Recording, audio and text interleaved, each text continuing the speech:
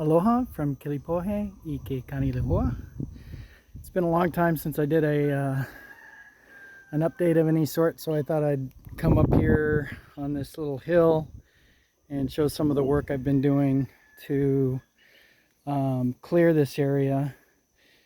So there was a lot of invasives. I mean, there's this autograph tree that's killed this ohia tree, and a couple other autographs in here, and a bunch of IV and stuff. And so I kind of pushed all of this back with the tractor and leveled it out. And then this is 8 yards of mulch from the county to hopefully give it some stability. Also, there's a couple yards of black cinder in underneath this mulch, which helps to level stuff out. So the reason we're going to do this is we want to plant trees, regular fruit trees in here, and this is kind of the beginning of that process. All of these invasives are going to be removed. This giant Cecropia that goes way up is going to be removed. All of these autograph trees. There's another autograph tree there, a bunch of autograph trees, and then a giant Cecropia tree. You can kind of see the trunk that leans and goes off this way. That thing it's quite large. So things progress slowly with this. I've been digging rocks out of this hole to make it ready for a fruit tree, either cacao, soursop, or maybe another ulu tree. This ohia tree is dead, so really there's nothing to be done. I'm just going to let it rot. I'm sure it's in a giant hole right there, which is unfortunate.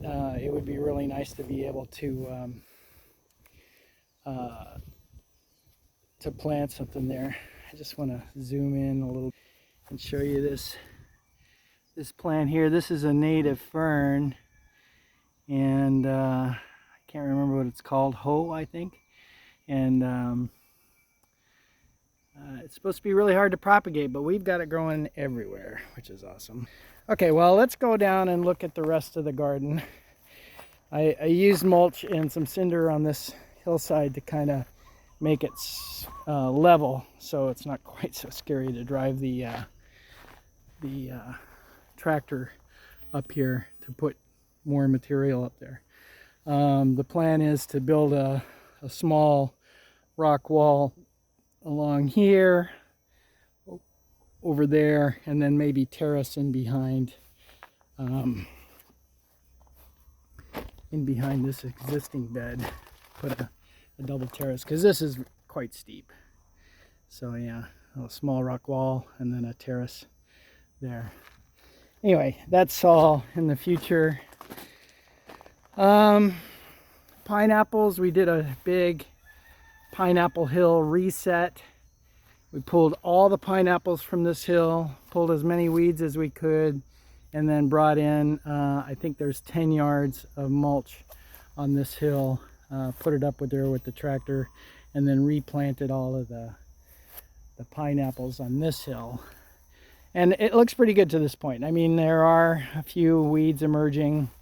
The way pineapples grow with these interconnected leaves, they tend to capture seeds and stuff. It's sort of how they get their nutrients. So as a result, the weed seeds grow in the base of the pineapple, which is kind of crummy.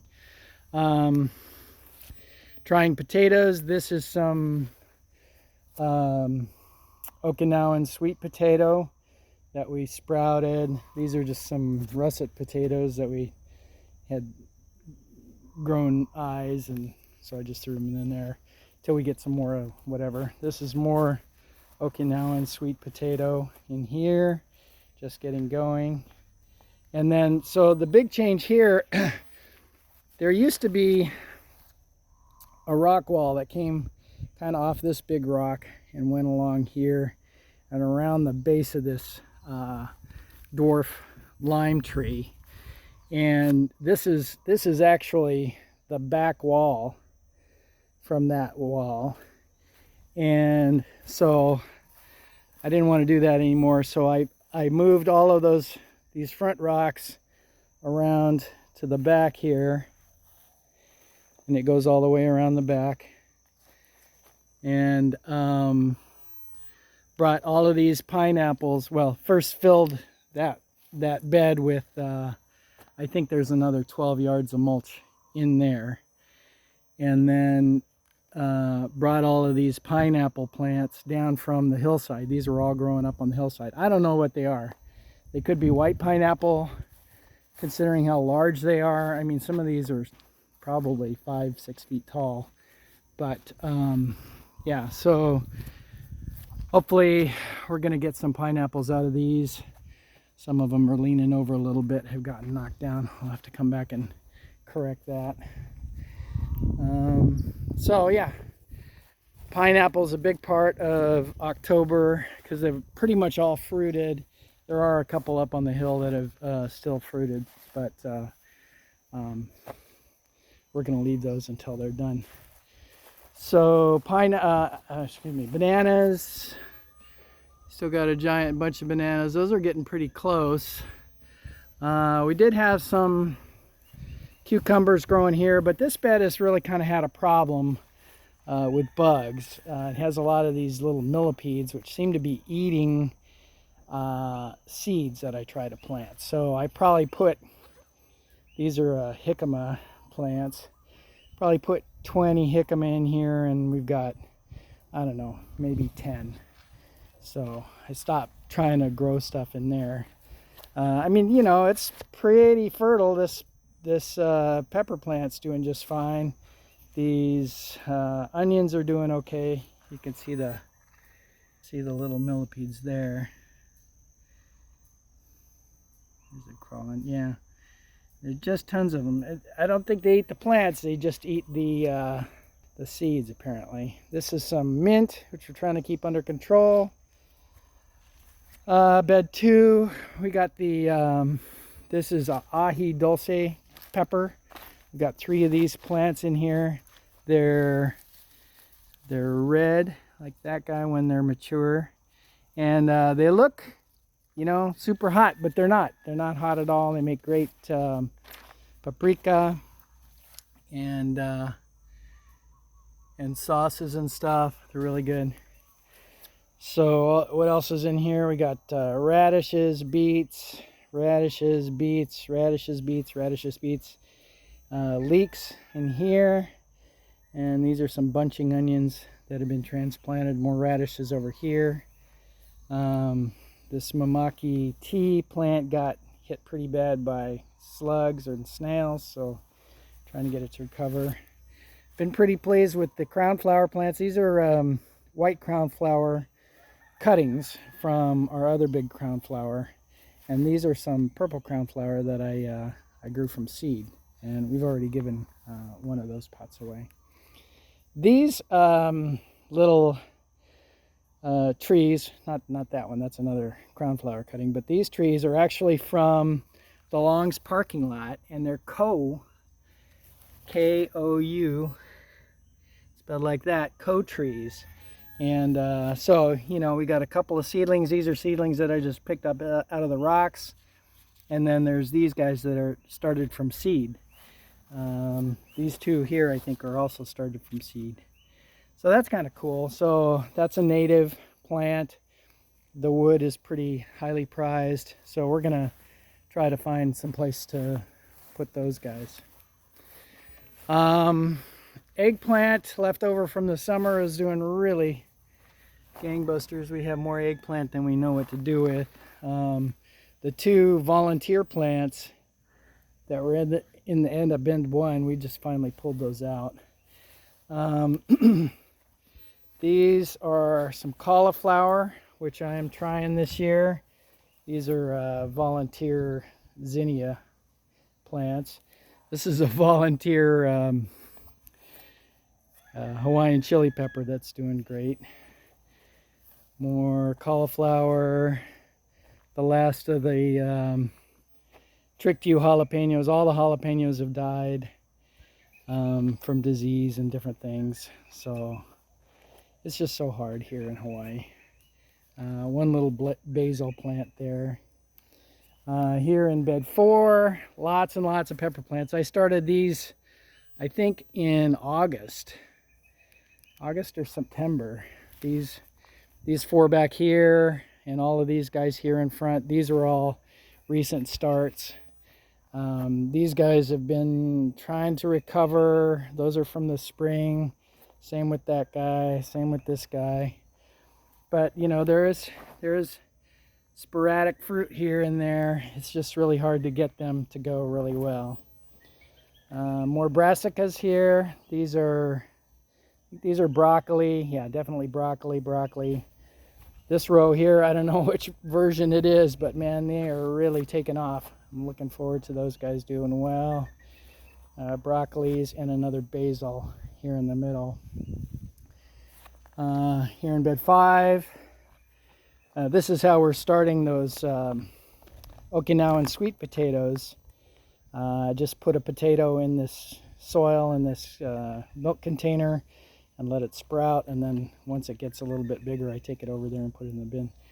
These are giant radishes, the watermelon radish. We like those a lot. We have those around. More French breakfast radishes is what all the rest of these other radishes are.